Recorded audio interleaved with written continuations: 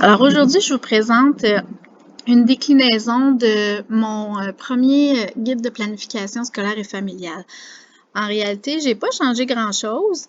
Vous allez voir, j'ai plutôt juste proposé une nouvelle version du semainier. Donc, vous avez 11 pages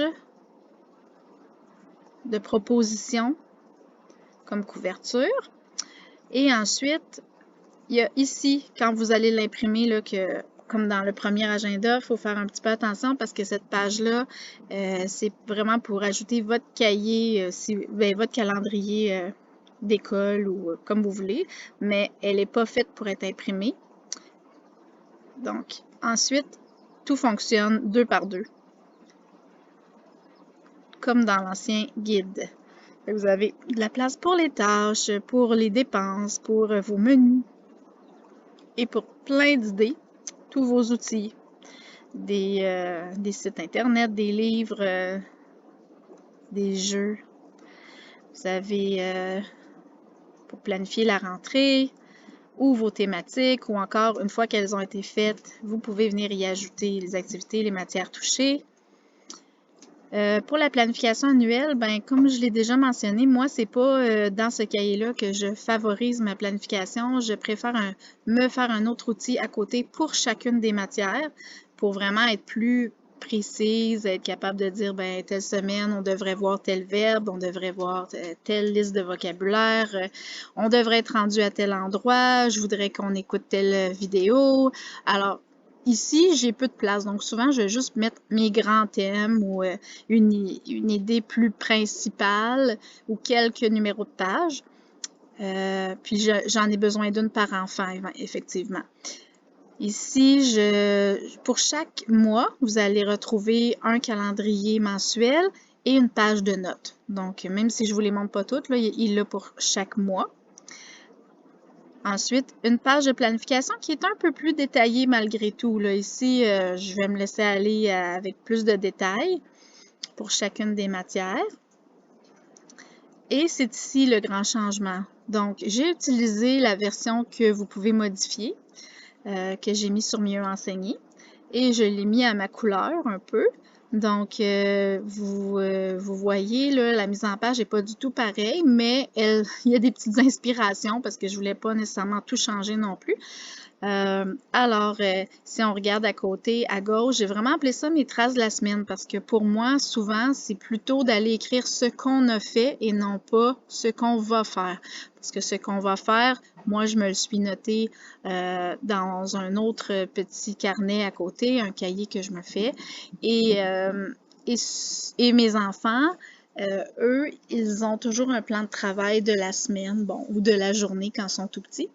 Alors, c'est là que je mets les choses plus précises. Mais néanmoins, on peut quand même, par exemple, si on est pas mal certain de voir telle page, je les écrirai.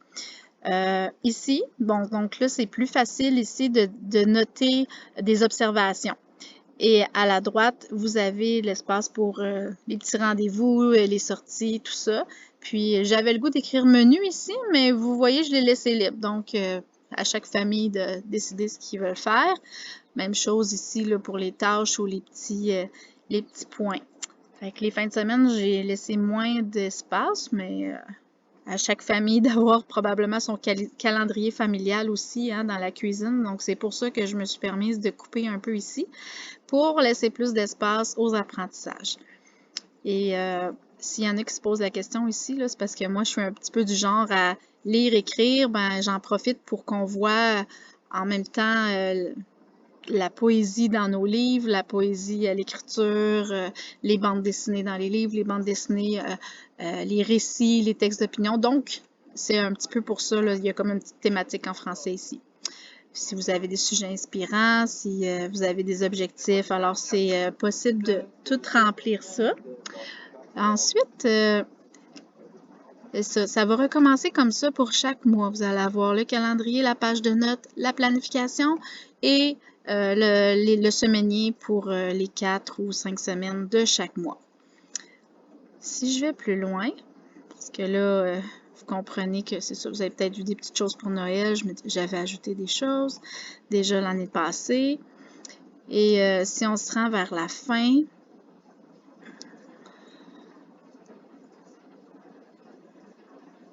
donc on arrive en juin, chaque famille a son horaire, donc je laisse juin, juillet, des petits projets d'été, une petite planification en juillet, parce qu'ensuite, ça sera le temps de penser au nouveau guide de planification. Les mêmes choses ici, vous avez une place pour vos lectures, vos films, pour vos blogs préférés. Ici, si vous êtes comme moi, on a plusieurs comptes. J'appelle ça compte scolaire, mais les mots de passe de l'un, ce qu'on a payé pour tel compte, l'abonnement termine, vient à échéance à quel moment, vos coordonnées, des pages de notes. Et finalement, ben c'est ça. Normalement, ça se terminerait ici avec la page couverture derrière l'agenda. Puis, à vous ensuite, là, si jamais c'est des pages qui vous intéressent, soit d'imprimer plus ou soit de les utiliser pour autre chose. Donc, ça me fait plaisir de vous l'offrir encore de vous en faire profiter, pardon. Puis, je souhaite que vous puissiez trouver votre manière de l'utiliser. Je pense que j'ai vu différentes façons de l'utiliser, puis chacune a trouvé quelque chose d'intéressant, ce qui convient avec ses enfants. Fait et évidemment, si vous avez plusieurs enfants, ben n'hésitez pas à peut-être en faire un autre pour chaque enfant, un autre semainier, pour garder les traces de chacun de vos enfants. Parce que peut-être que dans un seul, ça peut devenir un petit peu rempli, surtout s'ils ne sont pas au même niveau ou au même cycle.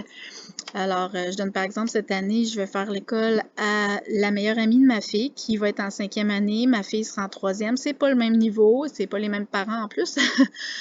Donc, ses parents vont pouvoir voir notre progression, nos apprentissages, mes commentaires, et puis ça va être plus facile ensuite pour eux là, de rendre des comptes, soit avec un portfolio ou auprès d'un autre professeur, comme ils voudront. Donc, je vous laisse avec ça, puis amusez-vous bien. Lorsque vous ferez vos photocopies, choisissez un papier de qualité pour éviter que ça soit que la mise en page soit pas belle une fois que vous avez écrit d'un côté. Et aussi, allez-y par portion, hein, parce que si jamais l'imprimante n'a plus d'encre ou si jamais les pages n'arrivent pas vis-à-vis l'une comme ça, l'une contre l'autre, ce serait dommage là, de tout faire le cahier. Puis, donc, allez-y section par section, vérifiez. C'est un peu long au début, c'est sûr, mais quand vous allez être rendu dans la planification, là, ici, là, à ce moment-ci, généralement, tout coule, ça va bien. Puis à la fin, si jamais il y a trop de pages, si jamais il n'y a pas assez de pages, ben donnez-vous le droit d'arrêter, d'imprimer plus de fois telle ou telle page. Fait que j'espère que ça va vous plaire. C'est un parmi d'autres. Je sais qu'il y en a d'autres très beaux qui existent. Alors moi, je suis juste un petit peu créative et j'aime faire moi-même mes choses. Fait que si ça vous plaît, tant mieux. Alors, c'est dans ma boutique Ma Renarde et moi sur Mieux enseigner. Et ça va me faire plaisir de vous aider si jamais vous avez des questions.